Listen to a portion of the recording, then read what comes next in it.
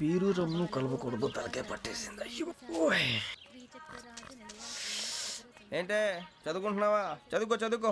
దేనైనా వెనక్కి తీసుకురావాలం కానీ పోయిన కాలం వెనక్కి తీసుకురావడం ఎవడి వల్ల కాదు. టైం విలువ గురించి నువ్వు మాట్లాడడం.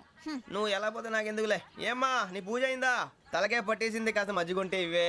మా నాయనే అందరూ పొద్దున్నే లేచి టీలు కాఫీలు అడుగుతుంటే నువ్వు మాత్రం మజ్జిగ అడుగుతున్నావురా. కాఫీలు టీలు తాగే స్టేజ్ వాడు ఎప్పుడో దాటిపోయాడు. రాత్రి తాగింది దిగాలంటే మజ్జిగే తాగాలి. నువ్వు తల దించుకోవడం ఎందుకురా? నీలాంటి యదవనగానందుకు నేనే దించుకోవాలి తల. రాత్రి సుబ్బారావు గారి ఇంటి మీద గొడవకి వెళ్ళేవంటగా. అలా చెప్పాడు మీకు? ఏ మళ్ళీ గొడవ కెడతావా?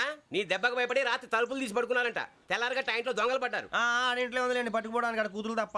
ఎన్నాళ్ళు ఇలా బేవర్స్గా తిరుగుతావురా? ఇన్నాళ్ళని ఏం ఫిక్స్ అవ్వలేదండి. చిచి నాన్న, అమ్మా, కంబైన్ స్టైల్స్ కి ఫ్రెండ్స్ ఇంటికి పిలుద్దాం అంటే వీడికి భయపడి ఎవరు రావడం లేదు. నేనే చేశానే.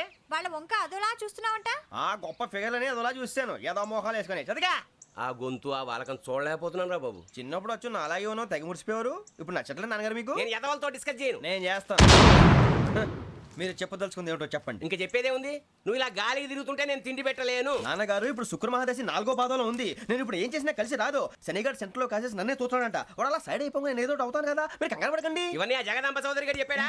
జేసీ గారిని గాడు గిడు అనకండి బాబు, మీకే మంచిది కాదు. అబ్బా ఊరుకోండి, ఎవరి నమ్మకాలు వాళ్ళవి. ఎరా ఇంతకీ ఆ శనిగాడు సైడ్కి ఎప్పుడు వెళ్తాడంట? నువ్వు సెంటర్ లోకి రావాలమ్మా. మరి ఆ గురువు సెంటర్ లోకి ఎప్పుడు వస్తాడంటావు? అవన్నీ మనకి తెలుస్తాయి అంటే జేసీ గారు తెలుస్తాయి. నాన్నగారు ఒక 1000 రూపాయలు ఇవ్వండి, దక్షిణ నుంచి అన్ని అడిగేసి వస్తాను. ఎదిగిన కూతురు గుండెల మీద కుంపటైతే నీలాంటి బేవార్స్ కొడుకు క్లైమోర్ మైన్స్ లాంటి వాడు చీదరిదుడా. ఆ జేసీ గారు పోయాక వీడు నేను అమ్మ నువ్వే ఫీల్ ఓకే. ఆయన కావాలని అంటున్న మాటలు కాదు, ఆయన దేవుడు. కానీ ఆ శనిగాడు ఆడి కాన్సన్ట్రేషన్ అంతా నా మీదే పెట్టేశాడు. మరి ఇప్పుడు ఎలాగరా నాన్న? ఆ పని మీద డబ్బులు అడుగుతుంటే ఆయన ఇసుక్కుంటున్నాడు. పోనీ నువ్వేనా ఇవే? నా దగ్గర కూడా లేవురా.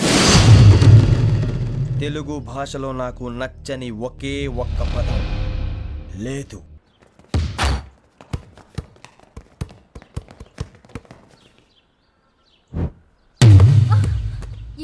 అరే సోరే, బాల్ తీసుకురారా. సారీ ఏదో బాలి. బాస్కెట్ బాల్ మాలాంటి ఆడాలి. మీలాంటి మాసున కొడుకులు ఆడితే ఇలాగే ఉంటది. ఇలాగే ఇలాగే ఉంటది. అమ్మాయిల ముందు ఫోర్స్ కొడతావా? ఆహా, అయితే నిన్ను కొడతా.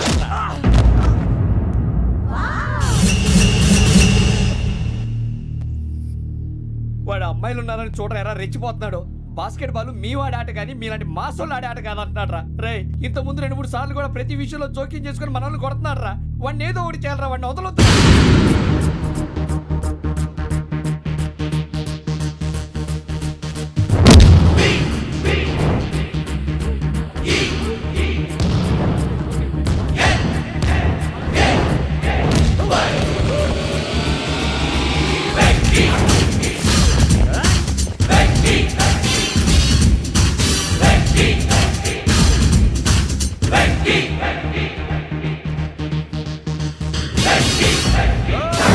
ఆడపిల్లలంటే ఎవరికైనా దెబ్బ తగిలితే అయ్యో అంటారు, మీకేమో ఎవరైనా కొడితే కామెడీ. కొట్టిన వాళ్ళు మీ దృష్టిలో హీరోలు. ఇప్పుడు నేను పచ్చడిగా కొడేస్తాను, నేను హీరోని అయిపోతానా? ఏంట్రా రెచ్చిపోతున్నావు? మాకు ఛాన్స్ ఇవ్వా? అసలు వచ్చిందే నీకోసం. మా ఓటు బ్యాక్గ్రౌండ్ తెలియక ఆడమే చేసావు. ఇప్పుడు నీకు అప్పుడు అయిపోతున్నా రే. వాడి బ్యాక్గ్రౌండ్ సరే, అసలు నీ బ్యాక్గ్రౌండ్ ఏంట్రా? నాకు సెపరేట్ బ్యాక్గ్రౌండ్ అంటూ ఏం లేదురా.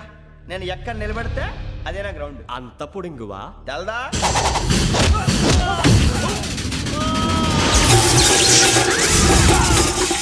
ఎవ్వా మన మామిడి కొట్టినప్పుడు వావ్ అన్నారు, ఇలాగే ఉంటుంది.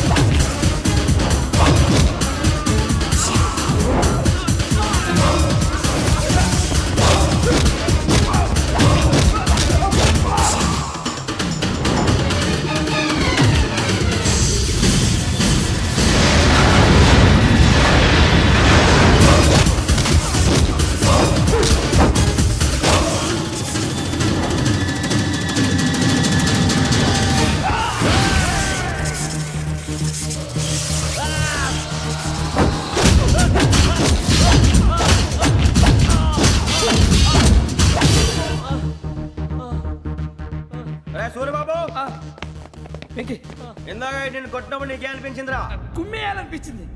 మరి కుమ్మే. అమ్మో కుమ్ము. రేయ్ నిన్ను అమ్మాయిని ముందు గుడ్డలు పట్టుకొని కొడతాను. అలా కొడితే ఏ తగులుతుందిరా ఆడికి? అసలే ఎక్సైజ్ బాడీ ఏదవుది. తప్ప చెప్తాను, కొడితే మడతడిపోవాలి. మాస్తో పెట్టుకుంటే మడతడిపోద్ది. ప్రపంచంలో ప్రతి వాడు ఏదో పని చేసుకుంటున్నాడు, మనం తప్ప. మా కాంట్రాక్టర్ తో చెప్పి పని ఏదైనా ఇప్పించరా?